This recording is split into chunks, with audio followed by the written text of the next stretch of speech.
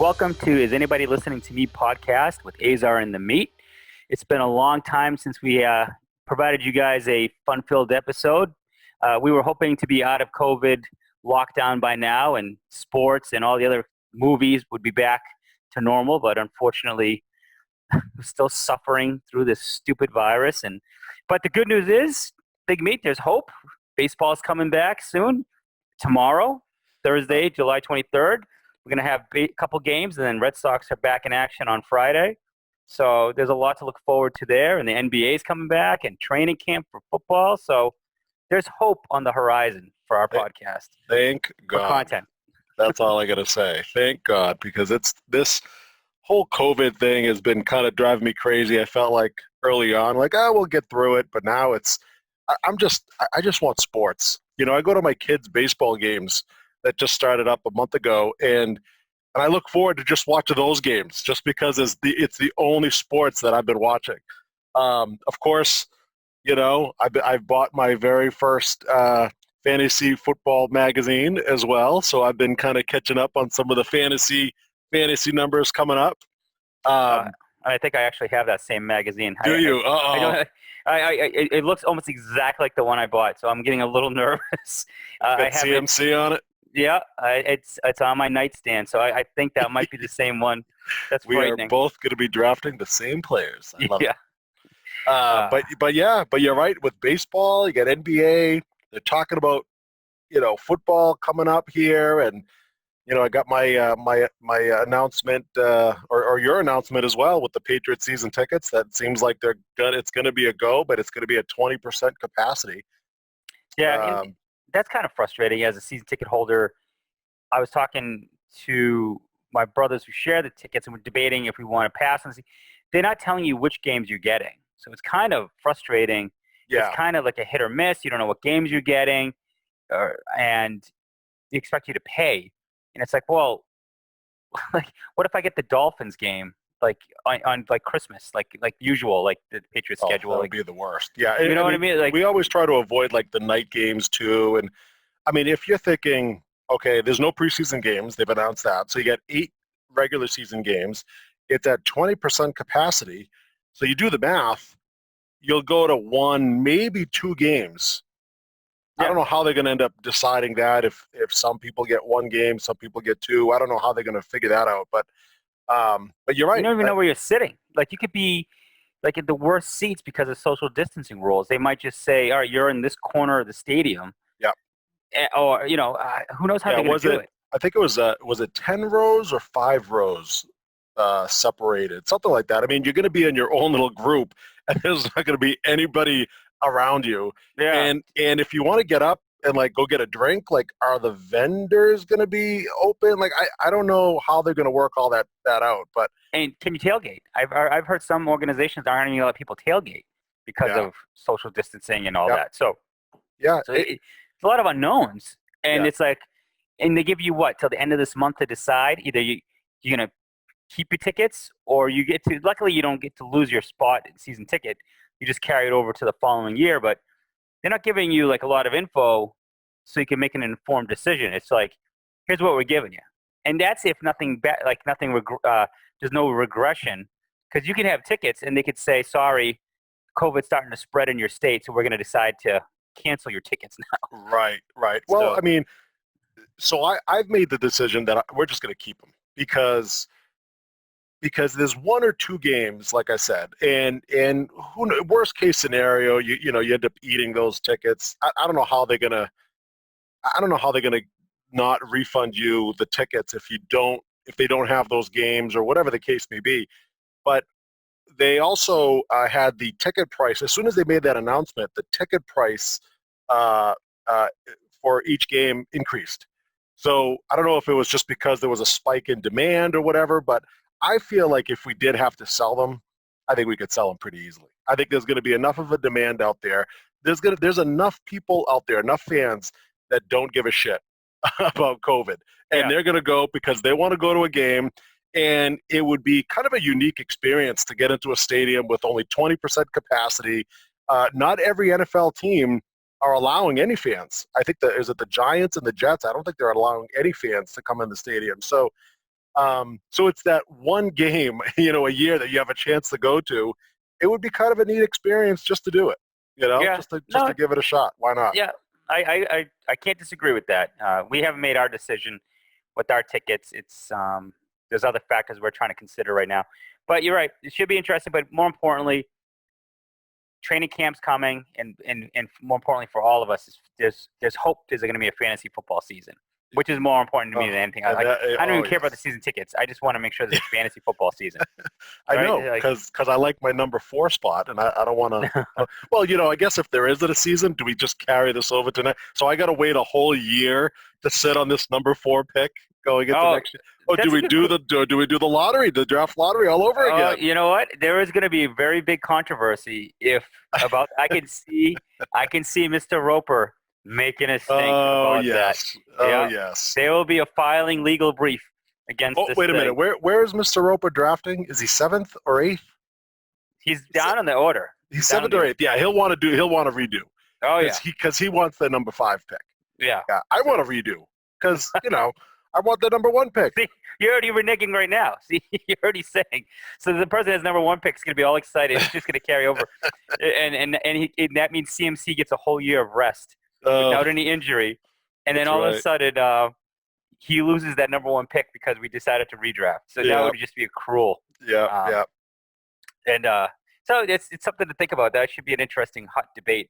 But let's hope that never happens. That's the worst case scenario. Yeah, right now at this point, I just want football. I just want it back, or any sport. Just to watch something. But yeah, football especially. I'm looking forward to that.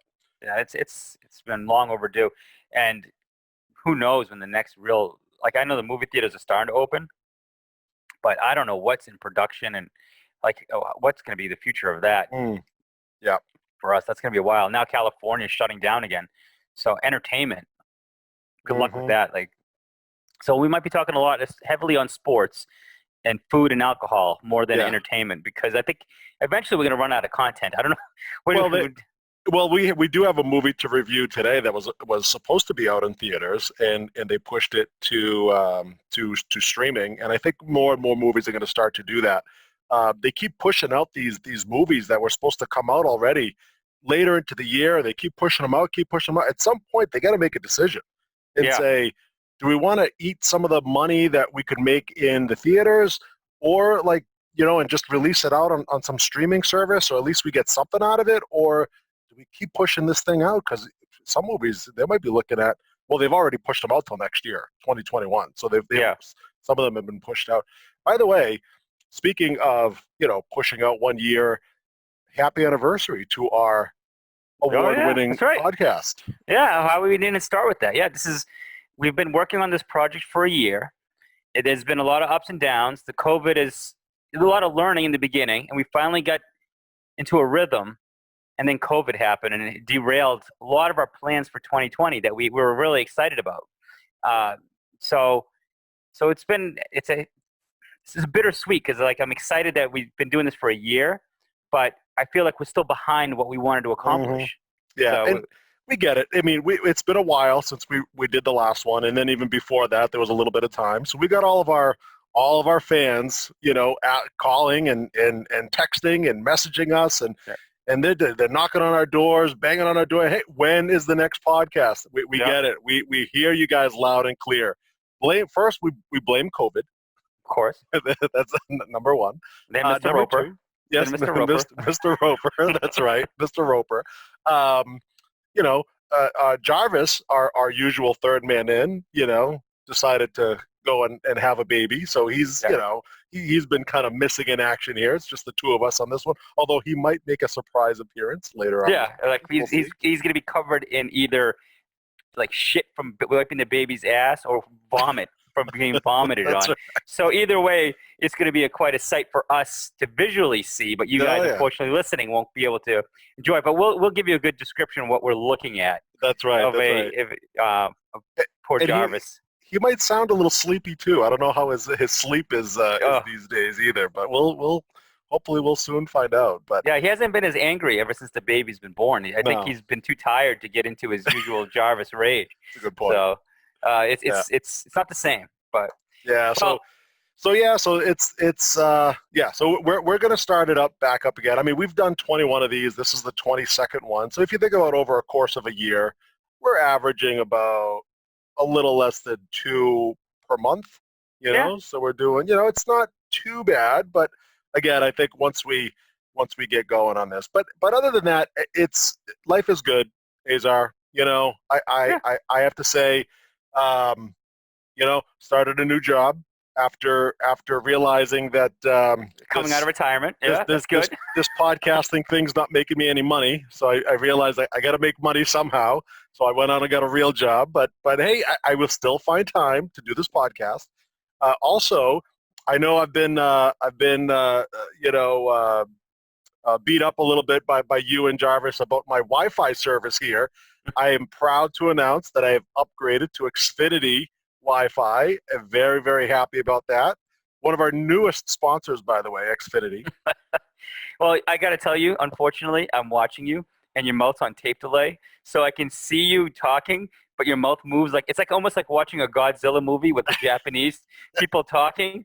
It's I'm not sure if it's the computer or you really got to reboot your computer, because I think the internet, it's not as seamless when you're talking. It's actually kind of funny because I can see your big chin bobbing. Well, there's nothing I can do about my cheap laptop that I have that I'm working off of this. We got to start doing this more in person. We won't have this problem when we do it in person.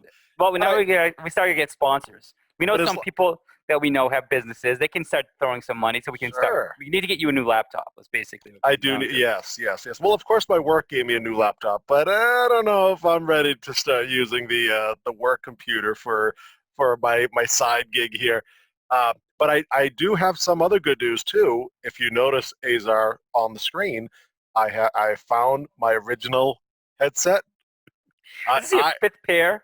No, this is the one I used to have. I love this headset. I had it, and it was stuffed away in a box somewhere, and I ended up finding it like a week and a half ago. And I said, well, congratulations. Wow, this is so now my voice is coming through nice and loud and clear. It's clear. I got a nice buttery voice. Of course, now I'm staring at your big head with little earmuffs on your ears. That's what it looks like.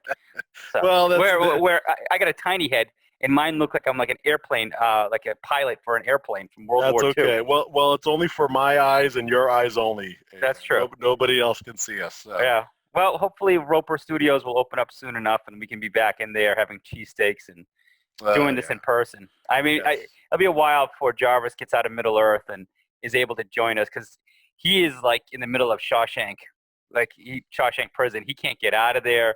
I've already sent a poster for him of what's the girl from? No. What's the girl from Birds of Prey? Margot Robbie. Margot Robbie. I said, what poster would you like? And he said, that would help me when I'm digging my hole. But I did visit his new home, and there is a perimeter fence. I mean, he is a prisoner of Middle Earth. I'm not sure how that happened. So you got to get him a chisel, too, a little chisel. I'm going to bake him a cake and just drop it off with the file and maybe some dynamite. But that man, poor guy. And the odd thing is, you pull into his neighborhood, there's a state trooper car parked across the street or right next door to him. So I think he almost built his own prison. Like, that was I don't think he realized he was building his own prison. His wife paid for that service by the police. She hired that. That's paid security. Yeah, right that's there. what I mean. When I pulled up there, I'm like, is there a police detail? Like, he's gonna get shot trying to get out of there. But but poor Jarvis. He's no longer angry. He's almost neutered at this point because he's so tired, and he can't get out of Middle Earth because of COVID. So it's just it's sad. It is very. It's kind of pathetic. It is. It's kind of just pathetic. I don't want to go there. I don't want to completely run him over with my car. But John, why don't you just back into him right now? I would like to. He's not on to defend himself. So this is my moment to really give it to him. So when he jumps on covered in shit and vomit, he'll get to have to listen that we were just bashing him as he's fighting to get onto the podcast to be with us. We've been shitting on him for the first half hour of it. That's right. Well, you know what? That's what we do. What better friends? We couldn't be any better friends for him. Yeah. All right. So surviving COVID, I don't know about you, but my liquor cabinet, I blew it out in the beginning of COVID. And now for some reason, my liquor cabinet is more full before COVID. Like, I don't know how I did that, but I have so much booze now that I keep buying alcohol. So I've actually put a pause on trying new alcohol. So I know you have something you wanted to share with the group of a new alcohol to I help do. survive COVID. So I why don't you do. why don't you start with that? Sure. Yeah. So I bought this a few weeks ago, and um, unlike you, Azar, I keep going out and buying something new. I'm buying all sorts of beers to try, and there's a lot that I'm actually buying that I'm not a big fan of, and I just never bring them up on these podcasts. I only talk about the ones that are at least decent. And this one that I bought a couple weeks ago is actually decent. It's nothing great, but it's something worth talking about. It's from the Litchfield Distillery. It's right out of Connecticut, so local here in New England. It's a maple flavored bourbon, Okay. and we've tried all the different maple flavored bourbons before, even honey.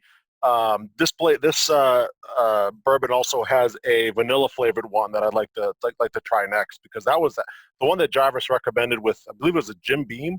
Jim Beam The vanilla. vanilla is still fantastic. But this one is not bad. It's got a little bit of a hint of maple.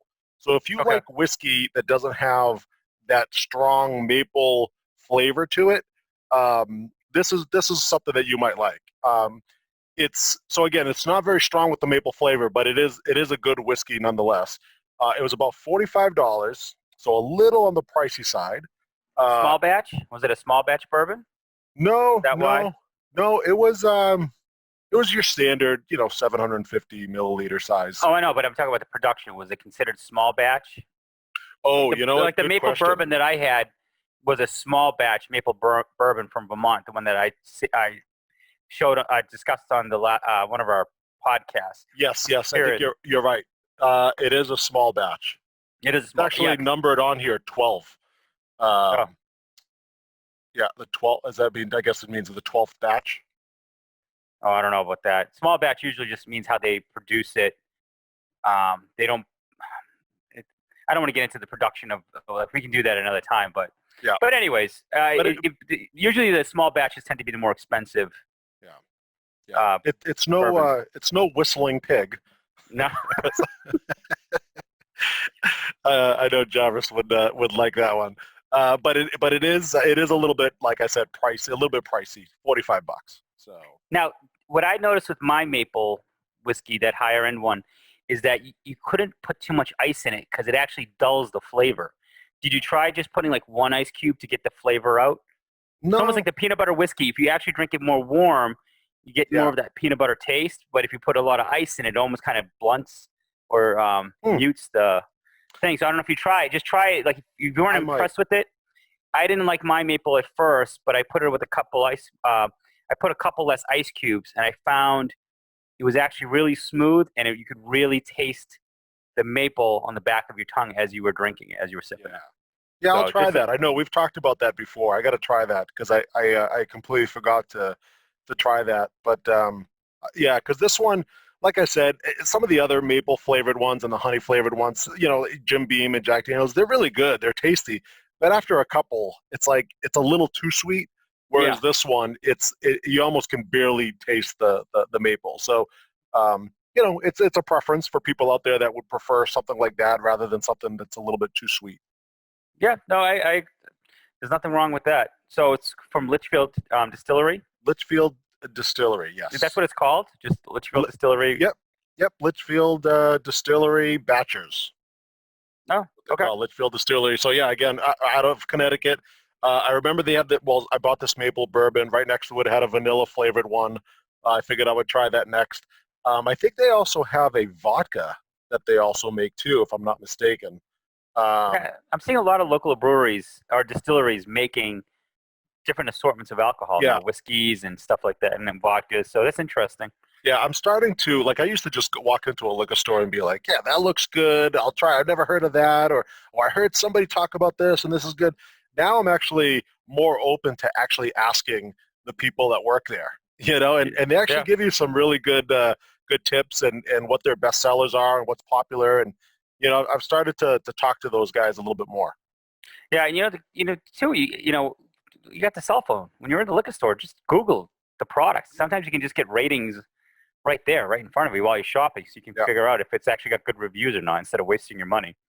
Use the technology, damn it, or listen to the podcast because we buy everything anyways. Yeah, So that's good or yeah, bad, exactly. Yeah. yeah, Don't do the research yourself. Just listen to our podcast. We yeah, are here for you. We are here for all the fans to yeah. make No, sure that they are well prepared on what whiskey to be buying. exactly. Because of you, I have a bottle of Bullet Bourbon because of the Manhattans. I don't know why I had bourbon, but because you said you like the Bullet Bourbon, Yeah, Bullet's good. Yeah. yeah, I Yeah. ended up buying it. I was like, why not? Yeah. Why don't I try it the way John recommended it? Yeah, So yeah. And I got the Redemption, which is like I don't know what the real difference is. That they're made by the same, Bullet company, but that's not bad either. The Redemption Rye. That yeah, was also something that's one of the guys at the liquor store recommended. So yeah, Manhattans are good. They're good. yeah, But I can't go but I wrong. but I do. I don't know if did you have a drink in mind that you wanted to talk about No, or I was gonna say for those because a lot of the people listening to you, you're in my situation and like your situation. We're stuck in COVID. You're sampling different booze. You might be cycling back to some of the old favorites because you're just kind of running out of. You're not. You're just kind of just in a drinking slump. There's nothing really new and exciting you to try right now. So I switched to food. I'm like I'm starting to get to the point now that I was so bored under quarantine, and I wish this is something Jarvis I was going to bring up. So there's two things I'm going to recommend. A food that I thought was really good, real value, but just something that I'd like to spend a little bit more time in the future. Uh, if you haven't done it and put some money aside, I would say if you got a couple $100, get yourself a smoker and try barbecuing with the smoker. I'm telling you, it's a whole new experience. I thought it was much more complicated to do. Like when you watch like those Food Network shows, and you got these guys using smokers and doing all these like smoked meats and things like that. It's actually so easy to do, and everything you put in a smoker because it's a slow cooked meal, the meat is awesome. Like it never comes out gross. Like there's some things you learn how to do to make it better than like, but I've never had a single bad thing coming out of the smoker. Where sometimes you grill chicken on like you grill a chicken the regular way and you're like, it's just kind of dry. It doesn't have a lot of flavor. Smoked food always has flavor. It's always great. So that's just something I would recommend. And I'm hoping in the future with Jarvis, we'll just kind of make some tips of like some rubs and types of wood chips. Just to, as people hopefully we'll get into the hobby of smoking food, especially during football season when you're smoking your own ribs.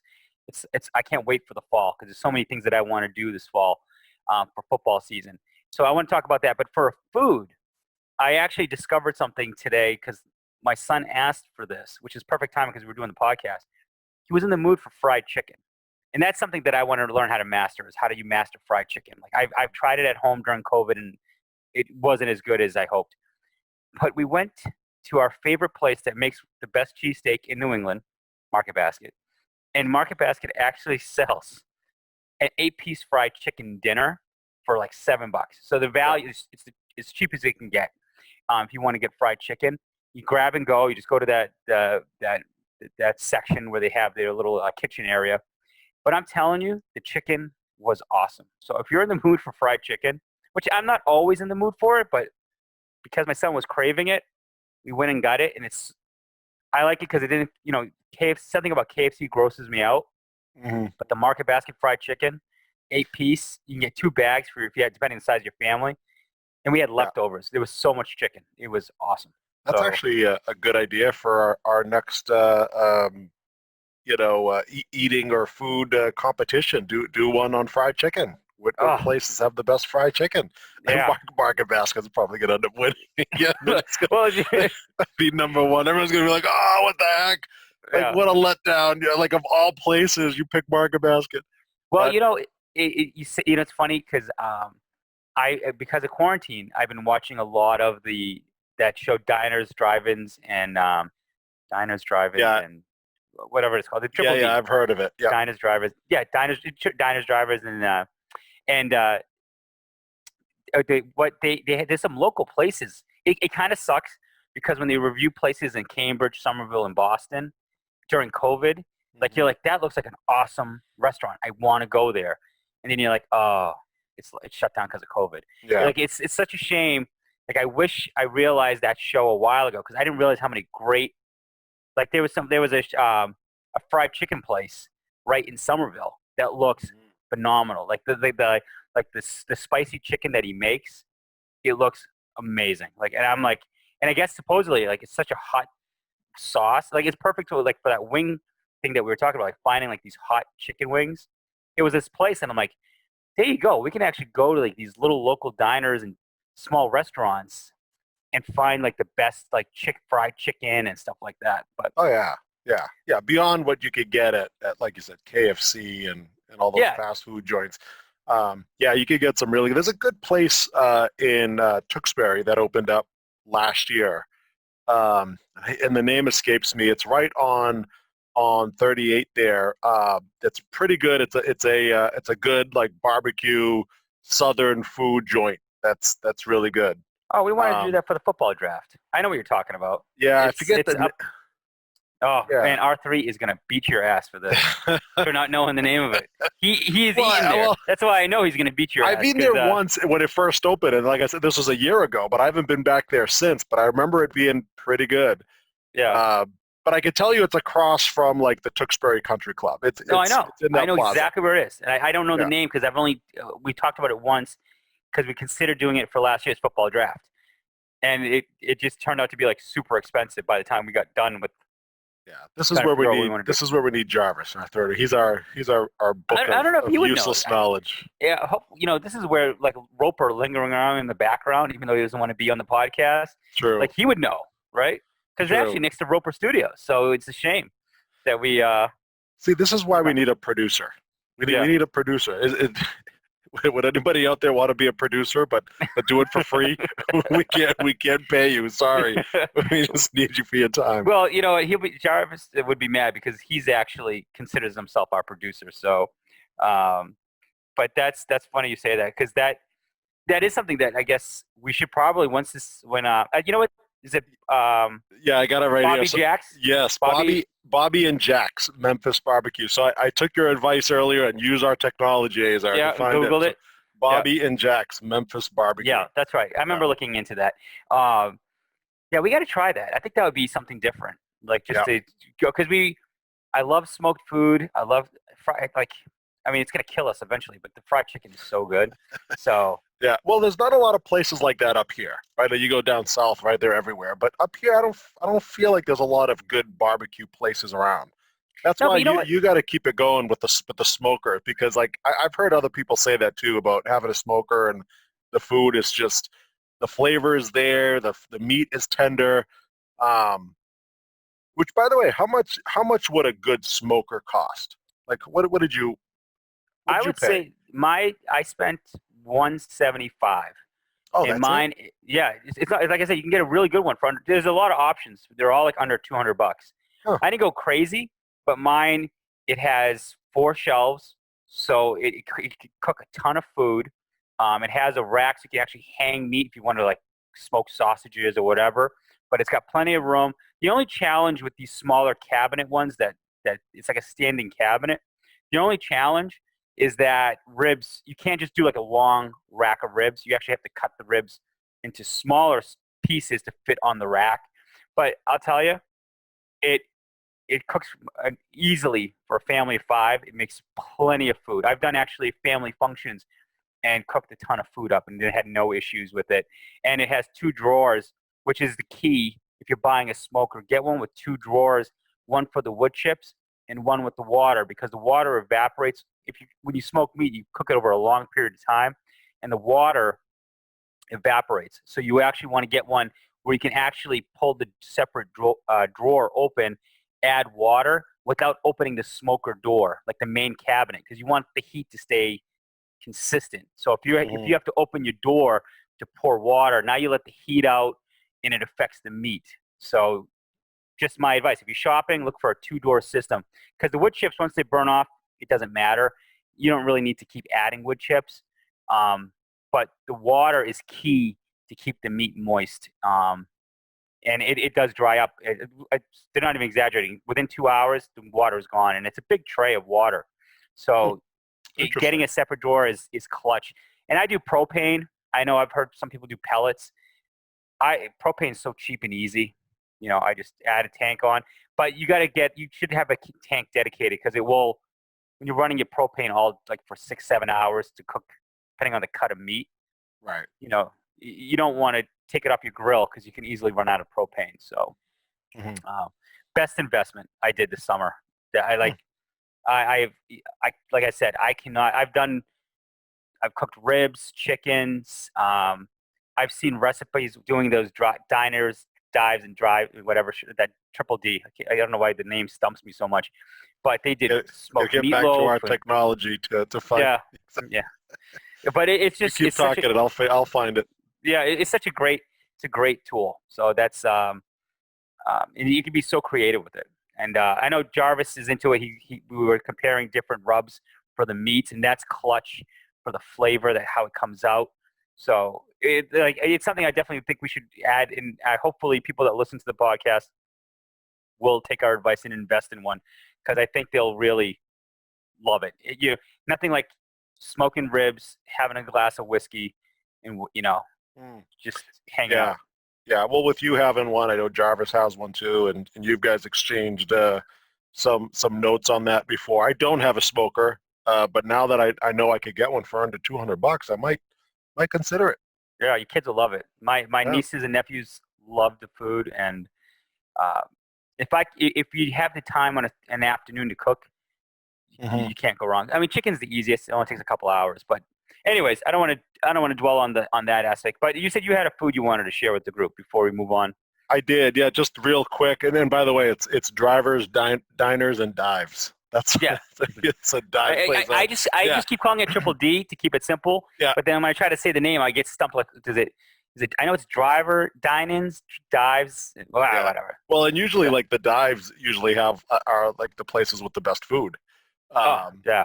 So it's weird, but that show's amazing. I'm addicted. I actually could say that my wife and I sit and watch that show religiously. And I didn't appreciate how many great places are in New England that are so easy to get to, and I'm almost kicking myself in the ass that the stupid COVID makes it hard to get it. But well, I mean, there is one place that I've known about for a little while, and it's right in Lowell. And if you're from Lowell, you would probably be familiar with this place. I think it's been around for a little while, but the food there is actually really good, and it's good for like if you want like party platters. It's called the Egg Roll Cafe on University Ave. Have you heard of it, Azar, or have you ever been there? No. So it's right up the road from the campus there in Lowell. It's called Egg Roll Cafe. Okay. And I remember going to somebody's house, I think it was last Christmas, and it was like a Christmas party, obviously, and they had a table full of egg rolls. And I said, gee, where do all these egg rolls come from?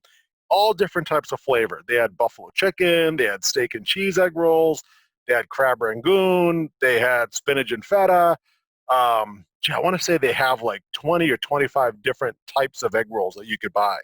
And they sell them in platters. You could get them for, a platter of, I forget how many, maybe 20 or so egg rolls. They cut them in half for like $25 or something like that. And so I remember leaving there and being like, oh, we got to try this place. And just for whatever reason, we just never went back. We just never decided to go there. Of course, COVID happened. So then that kind of put a wrinkle in everything. Until just recently, the last couple of weeks, we've gone there a couple times.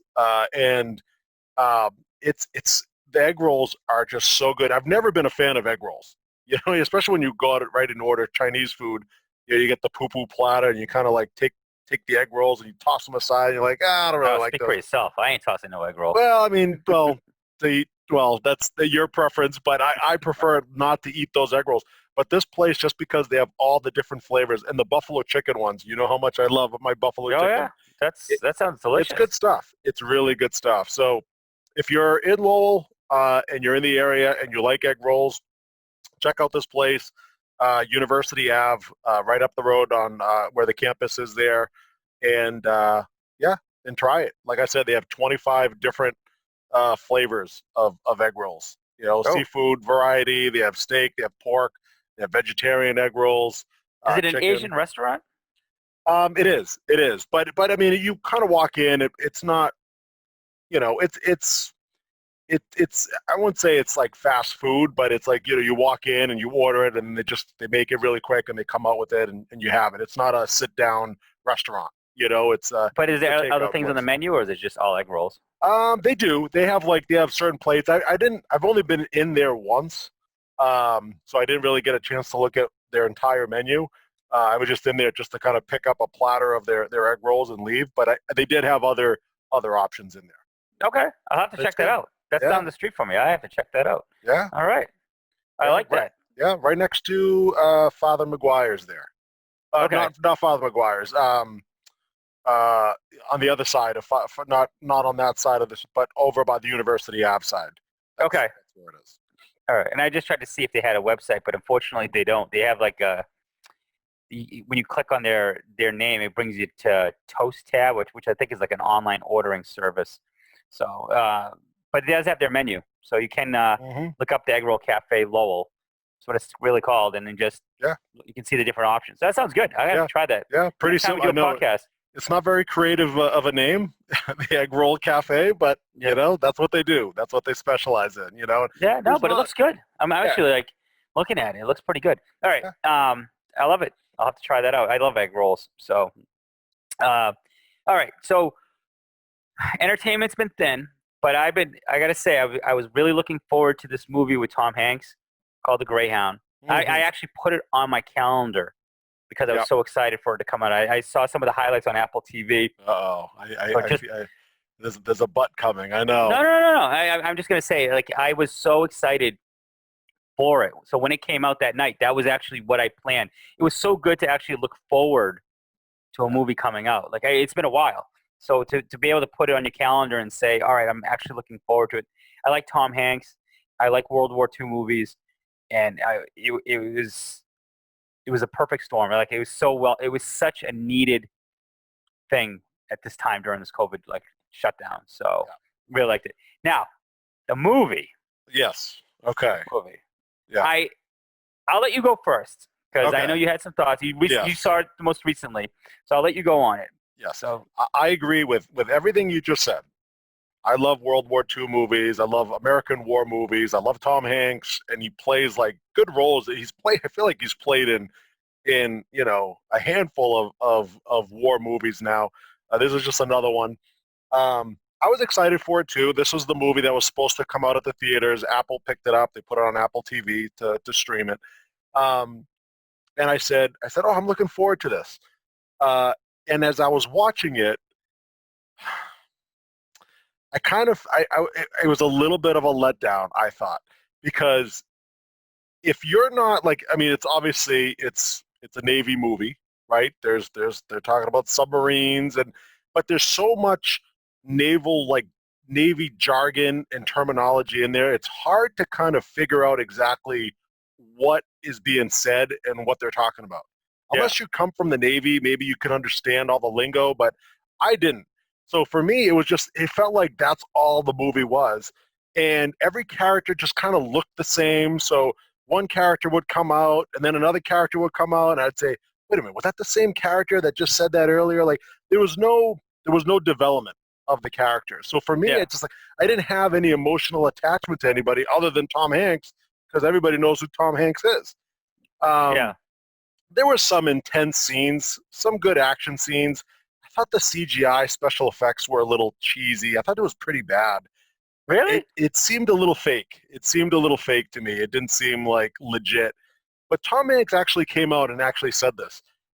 This is before I actually even watched the movie. He actually said he was disappointed that, you know, through the whole thing with COVID, that the movie couldn't be released in theaters because it's a movie that's meant to be seen on the big screen. I think this, with surround sound, the intensity of the action, you would feel like you're in that moment with them. Yes. So we've talked about this before, where you pay the money, right? You pay to go to the movies now. It's so expensive, and and my rule of unless it costs $100 million to make the movie, I ain't gonna go see it. Yeah. because you want to see it on a big screen with the special effects and all the surround sound. And Tom Hanks actually said that. So in a way, he was like, "Gee, it's kind of disappointing that now like people don't get to experience that have that full experience when watching it at home." And maybe that's what it was for me. I just felt like it was a little bit of like halfway through, I couldn't get through it. I watched it with my wife. We both felt the same way. We had to stop it and then watch the rest of it like the next night because we just couldn't sit through it, even though it's only an hour and a half long movie. Okay. Yeah, I was a little disappointed by it. Yeah, you know, and I watched it with my wife, and she started dozing off, and she said I was watching it, but I was fading, and I was captivated through the movie, and so I'll tell you what the problem. I think my problem with the movie is there's two things that stuck out. I think to your point, the character development was very weak in the movie, and I think it's because I love that it was a short movie, right? Because sometimes movies go too long. Yeah, but when you're making a movie like that, an hour and a half movie, unless it's a Rambo movie where I'm just going to start killing people for the next hour and a half, that makes sense. A movie like that needed more time to kind of understand. Like, I liked how it was kind of like you were in the moment right from the get-go. They started sailing out. They were there to protect the ships, the convoy from the German submarines. The Germans started attacking right away. They were stalking the ships, taking them out. So it was intense. But what I didn't understand, and some of my criticism is, why did you only show one side of the movie? Like when the Germans were taunting the Navy ships, like when that captain was like, "I'm the wolf," and he started howling. I thought they were going to... Which was in itself was I don't know if it was just he was just a bad actor or whatever. It didn't even sound like a German accent. It just sounded like a little bizarre to me. Well, I don't know. I just figured because they were trying to show you the audio back then. They were trying to capture the ships weren't crystal clear audio. You're hearing this guy taunting them, but I swear I thought at some point you were going to see from the other side the Germans being hunted and avoiding being shelled and all that stuff. And it just seemed like the movie was we have another 10 hours to go before we're in the safe zone. And then all of a sudden they were in the safe zone early, and it's like, what happened? Like, why did you jump the story? And I like, to your point, the action was there, and I think it would have been awesome in the theater, but it's like they didn't really develop the story, and I didn't understand. You had Tom Hanks. Yeah. Like, they focused on him. Yeah, they tried to make the story central around him. Obviously, he was the captain of that ship, but I mean, there were people that were like dying throughout the movie, and you didn't even know exactly how they died or who died, or was it an integral? Was it an important character in the movie? Yeah, it's the very chef. confusing. Yeah, I didn't realize it until afterwards. I was like, wait a minute, did the chef die? Like, he was the guy that died? Like, yeah, and they kept on just focusing on the spoiler scene. alert, by the way. Yeah. Well, anyways, but he didn't play a big role in the movie. Like, you didn't understand why did they have such a bond? Why was he so he was always looking out for Tom Hanks throughout the whole movie. Yeah. And he wanted to make sure he ate and he was safe, just resting, not safe, but he was resting, and for some reason, they didn't explain where was this bond from, right? Why did they battle together from another war? Did they serve together? The character development in it was not good. So I got to say, if it came out to the flip side, if it came out in the movies and I paid that kind of money and it was that short and that unsatisfying, I'd be pretty pissed. I would have been like, "Are you fucking kidding me? Like, I spent that kind of money." Yeah. And it was an hour and a half, and you walked out like, I could have just done this at home. But maybe you did watch it in the movie, and it wasn't so much the plot or the characters or anything like that. It was just the experience of watching something like that on the big screen. Maybe you would have left satisfied. Who knows? I mean, I guess now we'll never know. But probably my favorite part of the whole movie is that I saw a few minutes of Elizabeth Shue. She was my childhood crush from back in the day. Okay, well, you know what? That's it's almost kind of sad, but yeah. She still looks good, though. Yeah, it looks good. no graphic nudity or anything. It was No, big very simple disappointment. story. So, Yeah, and there wasn't even a lot of death. Like there was one scene where someone died, yeah, like yeah. where people died, and you didn't even see it. Like it was Yeah, a you very, didn't see it. Yeah, it was a very PG right. type of thing. So I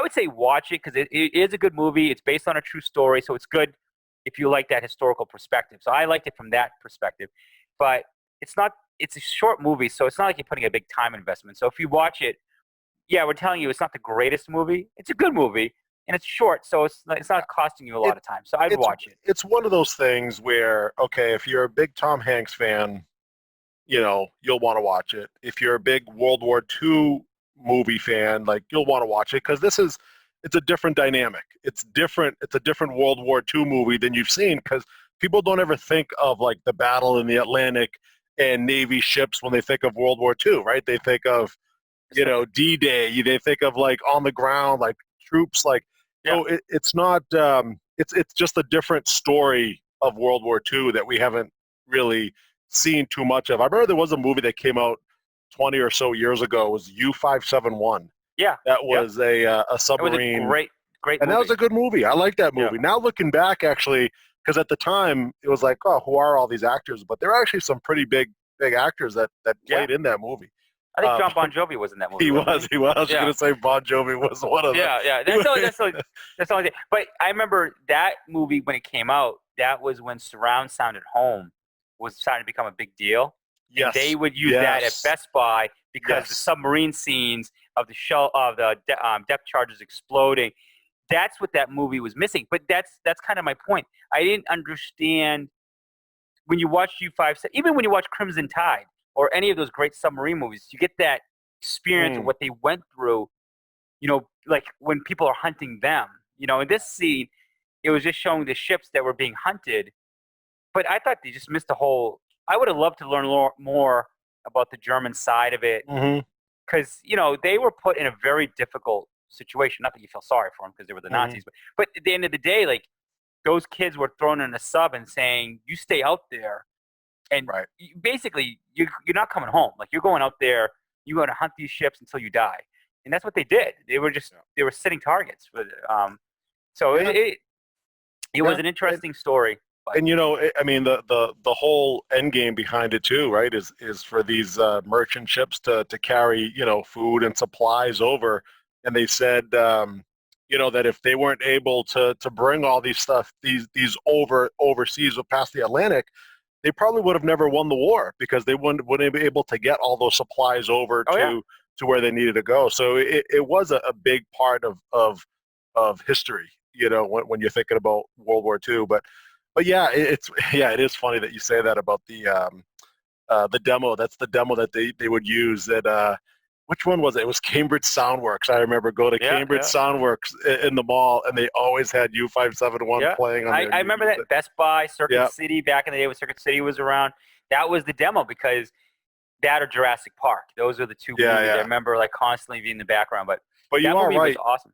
But you are right about like the other side, like the villain side. We wanted to see the German side of it. And being only an hour and a half long movie, they probably could have added another 20 minutes or so to it to add in that footage of the Germans and maybe work a little bit on character development. It would have been a much better movie, I thought. But, I agree. And I think that's what hurt it because when you're watching a movie where there's a villain like that, you want to hate the villain. So that way at the end when they do get killed, like that dramatic scene when they get killed, you cheer like the enemy got taken out. Here they didn't, like you never saw the enemy. It was just a sub with the wolf on it, and there was this wolf, and it seemed like all of a sudden they went from being like untouchable to like they took out all the subs. I'm like, oh well, that was quick. All right, wrap it up. Movie's over. And a good like 180 on that, just so people understand what we're talking about. Go back and watch Saving Private Ryan. Like that had like strong character development. It showed the side of the Germans. You almost kind of felt bad for some of the Germans on the other side. So when it came down to their death and what was going on, like you really felt for them. And that's what made the movie even greater. That's why I think Saving Private Ryan is right up there as one of my favorite movies of all time. Not just one of my favorite war movies of all time, just in general. So, yeah, and again, Tom Hanks, again, Yeah. World War II hero again in Yeah. that one. Yeah, and So, he did a good job in the movie. I liked his character. I just wish they did a better job around him. yeah. But well, you Yeah. know what? And I wish they had more Elizabeth Shue. That would be my other, How can you not squeeze in a little bit nudity in the middle of the ocean? Shame on them. Yeah. I don't know where they would have found it, but maybe before the ship sailed or something, but it didn't happen. All right, so I didn't watch this movie. It just came out on Netflix, called The Old Guard. Yes. Now I know it has one of the best actresses in Hollywood right now, Charlize Theron. It's the only reason why I wanted to watch it. Yeah, and that caught my attention. Big Charlize Theron fan. Yep, I'm shame on me. I just have not been on Netflix's platform ever since the Tiger King ended. I honestly I can't remember things that I've actually went to go watch on Netflix. There's not a lot, because now the HBO Max came out. I've been shopping other platforms. I can't tell you the last time I was on Amazon Prime to watch anything either. Mm-hmm. There's just not a ton of stuff that's exciting right now. Right. So, but my wife claims Apple TV's got a ton of content that she's loving. All these shows that have been coming out. Some of them aren't my kind of genres that I like, but it seems like Apple TV is the only one that's been prepared with new content. Well, recently. Well, and I don't know how they negotiate these things, like even with Greyhound, where Apple TV picked it up, they sold them the rights to it to stream it, Yeah, so I'm sure they're all running out there trying to negotiate with movie studios to try to pick up and stream their movies. But yeah, The Old Guard, I did watch The Old Guard, and without spoiling anything, it was a good movie. It was a good movie. It had some good fighting scenes in it. If you liked John Wick, the John Wick movies, with that type of fight scenes and action, it's a little bit like that. But what I liked the most really about this movie was just the concept of it, of these immortal people that have lived for hundreds of years, that they're kind of like Wolverine. They heal instantly after they get injured or killed, and they just don't die. They can't die. So there's some good backstory there, where some of the characters have been around from way back from the Crusades, and they've been around like I said, over 1,000 years. And yeah, so I think the whole concept of it is great. That actually might actually be better served as a series. If they did kind of Hunters, a 10-episode series, that would have been even better. But the way this movie ended, it left you hanging. There's going to be another movie, another follow-up to it. So, and there is, because I saw an article when you mentioned it. I went to go see if it was the same movie I was thinking about, you're talking about. Yeah. And Charlize Theron, maybe in the last couple of days, told Vanity Fair. I can't remember which magazine she told, but they're already talking about a sequel, because I guess the response was really positive. Yeah. For this movie, based on Netflix's. She's really good. I think she's a really good actress. She's kind of she's a little underrated, I think, because, I really liked, she plays these out there characters, over the years, right? She played Mad Max and stuff like that. Yeah, Mad Max, and she was in some of the latest Fast and Furious movies, and, early on she was in that monster movie where she gained a bunch of weight, and she just looked all drugged up, and it kind of killed it for me, but you always have to keep reminding yourself it's just makeup. It's just, it's not her. Still, but and she's been around for a long time. You think gee, she still looks good for being around that long. And I had to look up how old she was. She's only 44. She's only, a little older than us. So it's here I am thinking she's this old lady, and I'm like, no, she's our age. Yeah. But still looks good. She's a badass in this movie, and yeah, I would recommend watching this movie for sure.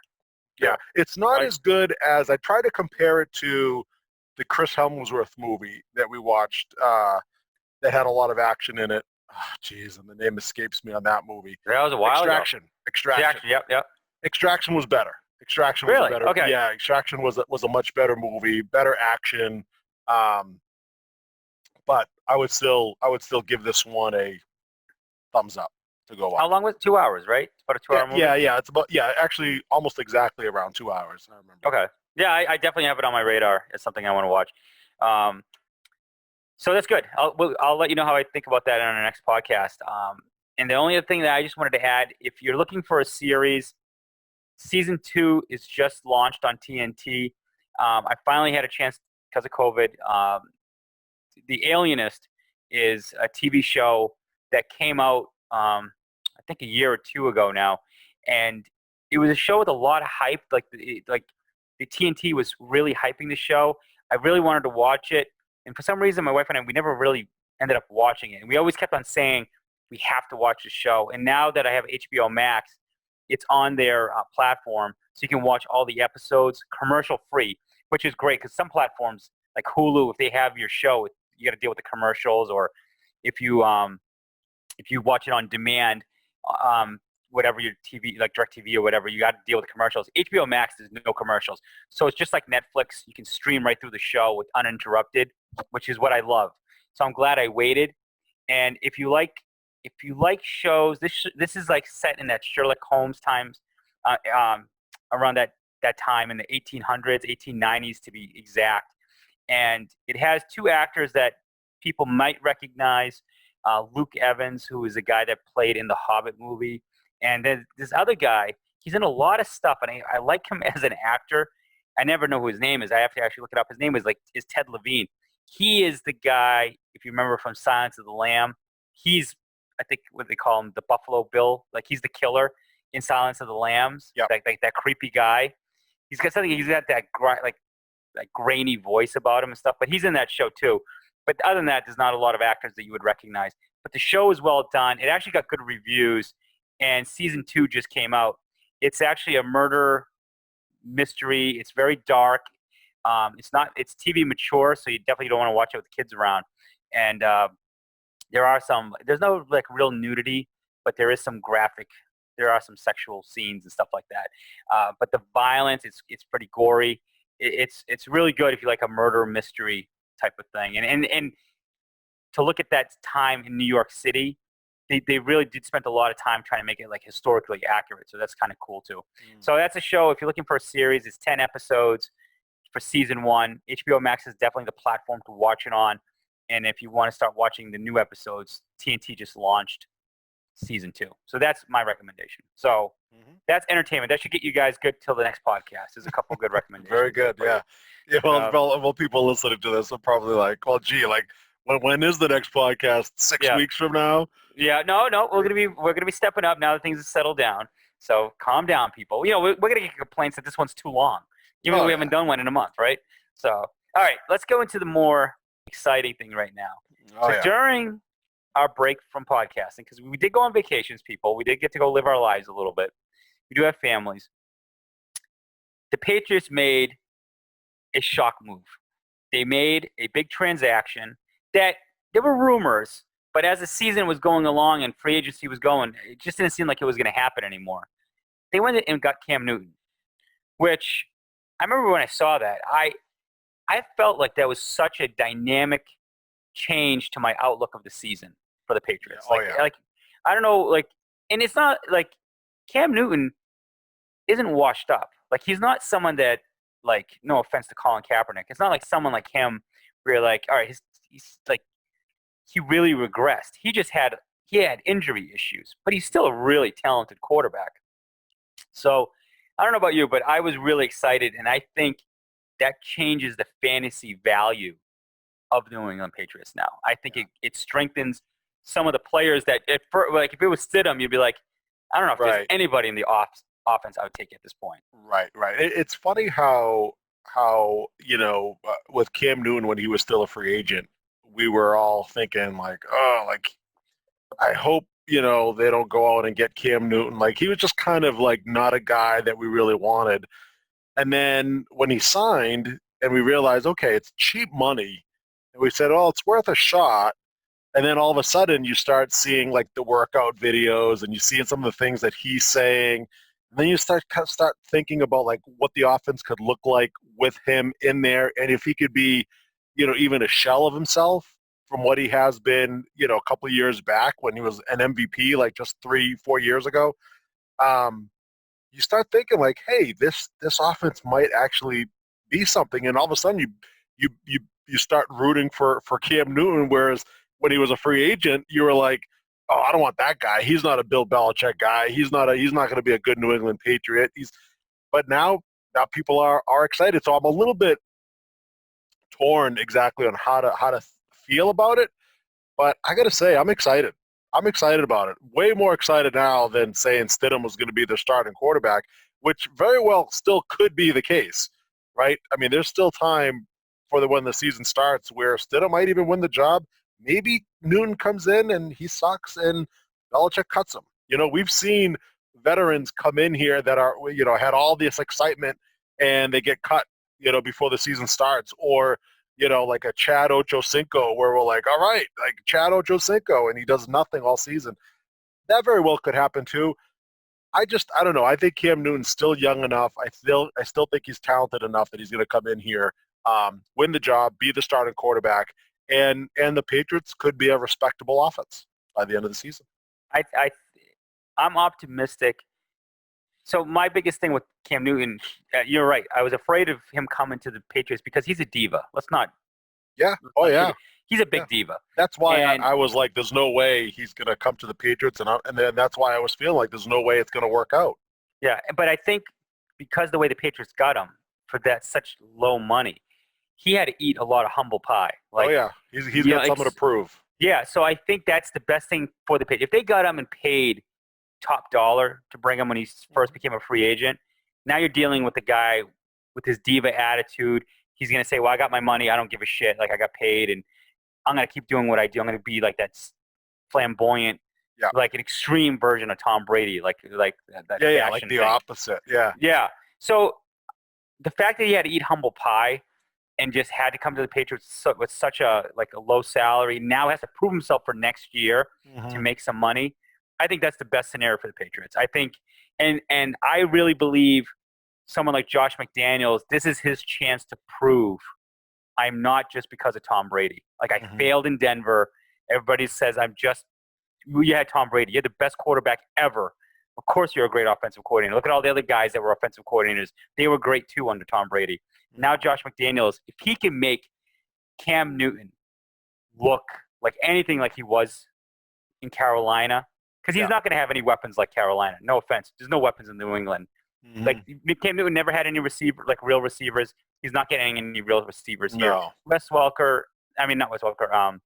Edelman, he's old. But, I mean, no offense. He's old for a receiver standard. So, but I think Josh McDaniels is smart enough to utilize Cam Newton, and I think it's going to be an interesting season now. Now, for a fantasy perspective, the only one I don't even know, like, where would you draft Cam Newton?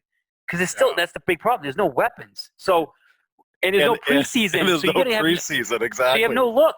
So I don't even know.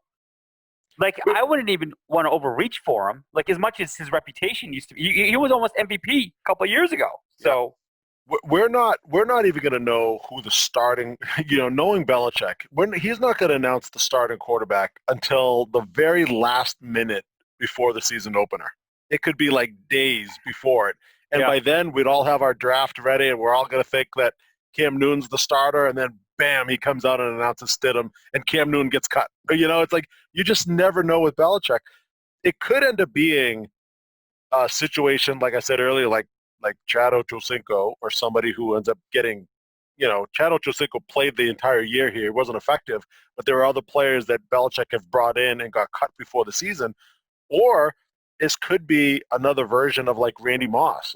You know, obviously a different position. The best case scenario. But Randy Moss was kind of like that too, where, you know, went to Oakland, didn't really perform that well. Everybody thought he was a little washed up, came here for cheap money. I think it was on a one-year deal at the time, and then the Patriots ended up extending him. And he had like the greatest season like of any wide receiver that's ever played. So so that could end up being a similar situation with Cam Newton. I hope so. I would, and if that does happen, I very much doubt that Cam Newton, you know, is going to stick around. I just don't see Belichick being like, okay, now we're gonna sign you to a long-term deal. I think Cam Newton's, if he has a great year, he's going to want to get paid, and he's gonna go out in the free agent market, and he's going to probably sign somewhere else. The best thing Cam Newton should do is go to Belichick and just say, look, I know I've had my, I'm out there, I'm showboating, I do the Superman thing, I do my little dance, or, every time I get a first down, I always point to the crowd, I do all these things. He should just go in and just say, look, if you just let me be me, as long as I'm not hurting the team, not getting fined, not doing stupid things out there, not saying stupid things, but let me just be the way, like how I want to be out there, because that's where he feels like he can perform the best. Hopefully Belichick will just kind of let him be himself a little bit and be able to perform that way. I just think he is he's going to be somebody that that he's not going to be like that guy that's going to be quiet. If Belichick and the organization tell him, like, look, you can't showboat, you can't do this, you can't do that, I think he's just going to be miserable. And you're just going to make him worse, and it could end up being a malcontent on the team. I just think he's got to be the type of person with his personality that he's been throughout his career for him to be effective. No, I agree. And I think Belichick would be I think you'll let him be himself, because I think he is tired of listening to how I know that you're going with he's it. no fun, this and that. Like, Yes. he doesn't. I think what you're going to see is that, and I think if you're a Patriots fan, if he's doing the Superman pose after all these touchdowns, people are going to be excited to see that. So when he's doing the daps, like all the stuff that you would say is corny, when he's on Carolina, but when he's in New England, people are going to love it. Especially, it's like look how excited they got when Gronk did the Gronk smash with the damn football. Like, it just revved everybody up. Let's just make it more important, more relevant to the podcast. From a fantasy, it's definitely high risk, but huge reward if he's anything like you're saying. If he's like the Randy Moss of the QBs, resurgent like that. Do you draft him before the 5th round? No. So where do you take him? Like, if you were giving people advice, trying to put my poker face on right now. Yeah. No, I really would not. I wouldn't. That's too high. Before the 5th round, there's no way. There's so many quarterbacks that you could take before then. I mean, this is where I wish there was a preseason, because then at least you could watch a little bit of them. But until then, you'll have no idea. It'd be too much of a risk. And I know, like, to keep it in fantasy terms as well. I know you mentioned like Edelman earlier. I don't know. Maybe I'm just getting too excited over it, but I don't know. Like, he shows up working early with like N'Keal Harry. You said it, before, Azar. Tom Brady didn't want to work with some of these guys, the younger guys. Now Cam Newton's here. Maybe Cam Newton does want to work with N'Keal Harry. He's got a lot of talent. He might be a good weapon.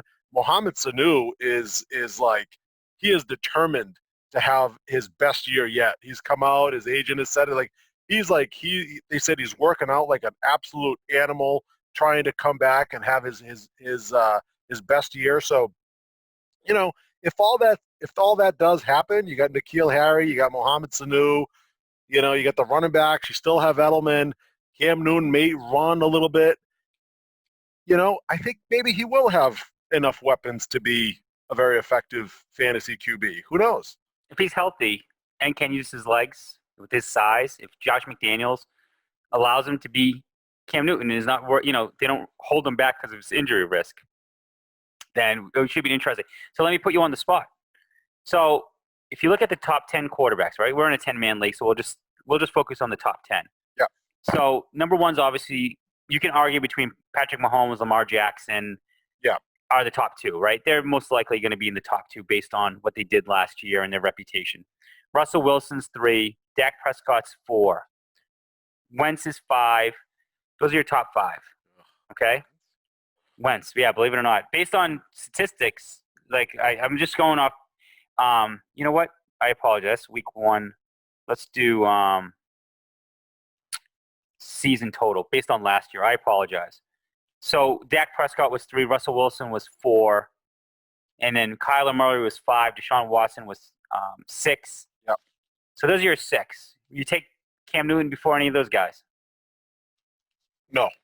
Okay. So most likely no one would either, right? Yeah. Here's where it gets interesting. So 7, Josh Allen, Cam Newton. Ooh, 8, Matt Ryan, Cam Newton. I like Matt Ryan. All right. 9, Drew Brees, Matt Ryan. Now this is going based off. This is the last year's like how they finished. I'm not. You could. Not I your mean, projected rankings, just how they finished last year? yeah, this is season total from last year. Oh, okay. All right. Right. I'm just going based on who the top 10. If you go in the magazines, they might adjust this. But Sure. Are you taking?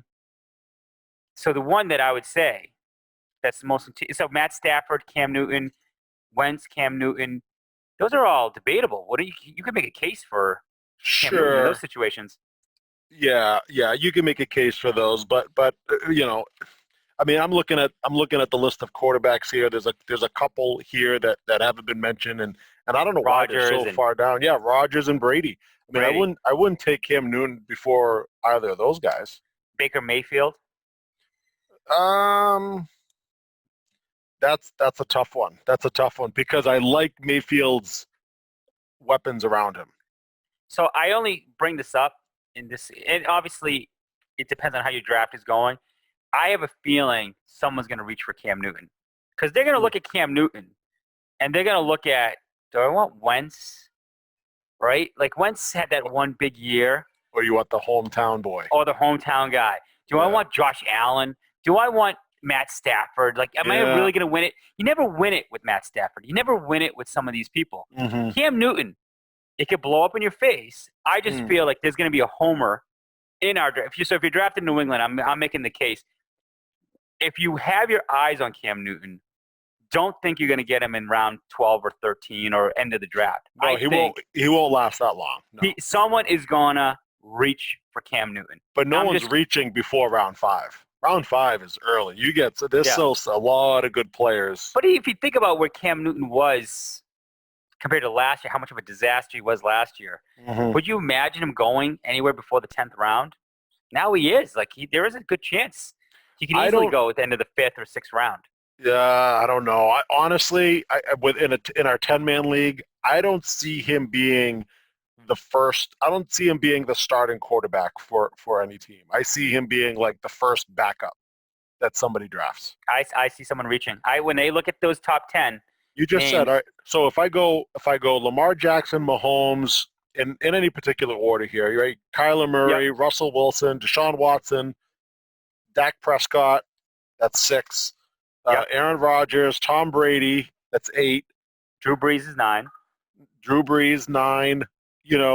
I haven't mentioned Josh Allen, Matt Ryan, Carson Wentz. I think players would take one of those guys before they would take Cam Newton.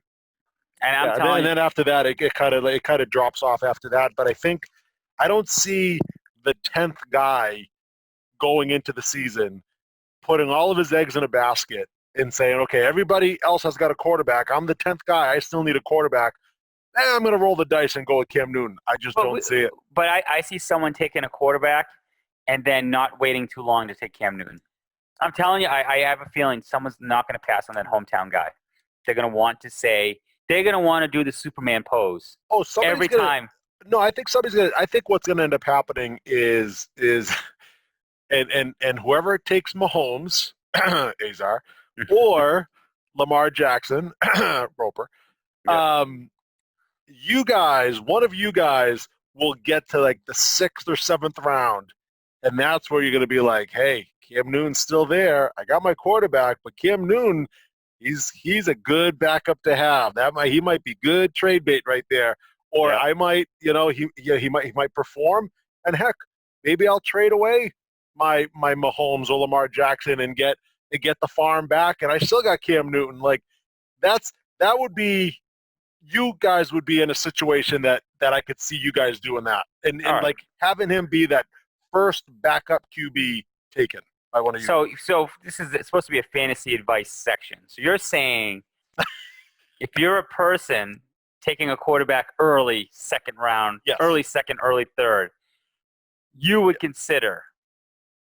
You should be considering Cam Newton as a sneaky backup. Yes, I would consider that, but not fifth round is still too much. Maybe if we were in a 12-man league, maybe I would consider that. But like I said, sixth or seventh round, once you start filling out your roster, right, you got your running back, you got your receiver, you got your quarterback, maybe you got a tight end, maybe you have a couple receivers. Now you're like in the sixth, seventh round where you're like, okay, I got my core group of guys. I'm going to go reach for my backup quarterback there and get the hometown guy. That's what I think. That's what I think is more likely to happen. Yeah, I would argue if you have your stud quarterback, I would go and make sure you load up on running backs or wide receivers because they're hard, especially running backs. Finding depth. If you're in a flex league where you can play that third running back all the time, finding a solid third running back that you can play because you're not going to play the second quarterback. Why are you investing so early? But if those guys are still out there, sure, you would get those. But to your point, you would say somebody would reach for Cam Newton as early as like the fifth round. That would mean that there's still some good running backs out there. I think someone. I make that assessment based on from my experience in our league. When someone sees Mahomes, Lamar Jackson, there's always a run on quarterbacks third or fourth round. Someone's going to panic and say, shit, I want Cam Newton now. So I would say today, where we stand today, it would be unlikely that would happen. Now, if there were preseason games, and now we're playing the what if game, if they were preseason and Cam Newton just looked unbelievable and he's running, right? He's running for first downs and he's scoring touchdowns and he's looking great and he's saying all the right things, then I could see that. Then I could see somebody being like, oh, this is his bounce back year. But we're not going to know anything. And for what we've known with the New England Patriots over the years, they don't say shit. Yeah. And you're not going to know anything other than what the beat reporters and those guys covering the Pats are going to tell you. Because other than that, you're not going to see anything. You have no idea. You have no idea. No, it's true. You wouldn't even know if he even knows the playbook. Like how would we ever know if he even knows any of the plays? Like he could be struggling. Wasn't it Cam Newton when he came into the NFL? Wasn't the big knock on him from college is that he worked off of like a very basic playbook, and so when he got into the NFL, everyone's like, well, now it's like defenses become very, very tricky now, and it's a lot harder for him to adjust. That all got thrown out the window because he ended up being pretty great there in the NFL, like rookie of the year and whatnot. But if that's true, how is he going to go in to the New England Patriots and learn their playbook in a matter of a month or whatever before the season starts, month and a half? Well, that's what the premise, and we won't dwell on this further because I would like to wrap it up soon. But that's the premise that Josh McDaniels is going in and saying, we're using my playbook. You better learn it. Versus, hey, I got Cam Newton. I'm going to adjust the playbook to his strengths. And I would imagine when you're bringing in a star like Cam Newton that has proven success, I see Josh McDaniel adjusting the playbook to a certain extent to fit the strengths of Cam Newton. It just doesn't make sense. Why would you bring him in to say, I know you have these raw talents. We're not going to use them. We're going to do the Tom Brady style of football. It doesn't make sense. He's not Tom Brady. He doesn't sit in the pocket like Tom Brady. He is someone that likes to make the play. Like Brady is smarter in a sense because he'll throw the ball. Like how many times you see Brady just throw the ball away to avoid the hit? He's not someone that's going to get out of the pocket and run to make a big play. He doesn't extend the play. Tom Brady, if he doesn't like what he sees, he just gives it up. He just throws it out. Cam Newton isn't like that. Cam Newton is someone that he is going to make mistakes. He wants to make the play. So I just can't see why I just don't see why you wouldn't utilize those skills, those talents that he has, that you have this weapon that you've never had before in New England, like this type of physical quarterback that can make plays happen. Well, I'm not saying do the Wildcat offense or something stupid, but I'm saying they're going to do – I think they're going to adapt to his strengths. I just can't see why you wouldn't.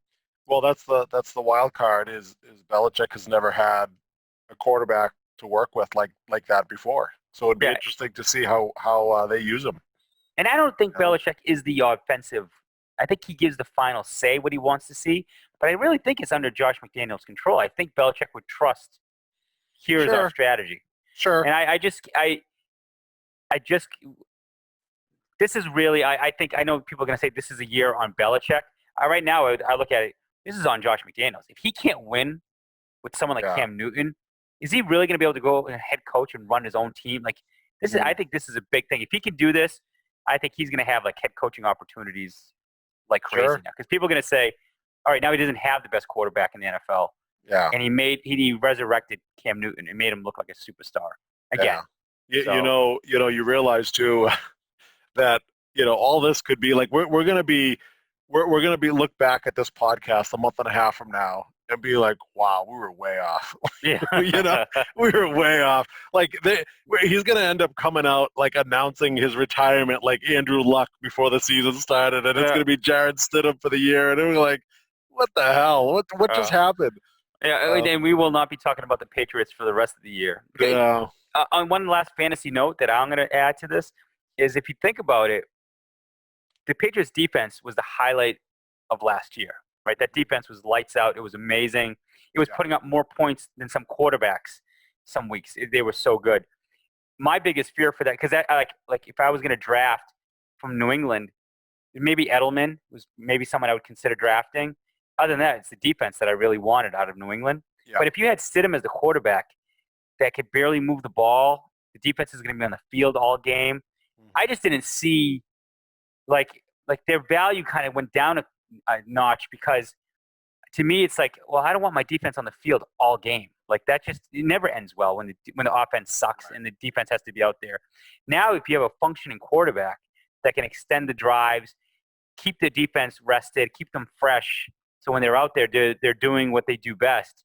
I think that Patriots defense with Cam Newton, back to being like the top one or two defenses in the league right now. Yeah, I'm not sure. I don't know where they got them. I haven't looked in the ranking in the magazine where they ranked the Patriots defense, but because I know I'd have to see what they figure for 2020. But I would say the Patriots defense with Cam Newton starting, if that gets announced, I'd say that's a good reach for a defense. Take them like that's one of the earlier defenses that should go off the board. Yeah, because of what their potential is. They were by far the #1 fantasy defense last season, but again, that was against a lot of weak teams. Some of the better offenses they didn't perform as well. But who knows? I mean, but most of the units coming back from last year. They are, yeah. I think almost everybody. It was Van Noy is got signed somewhere else. A couple other guys, but yeah.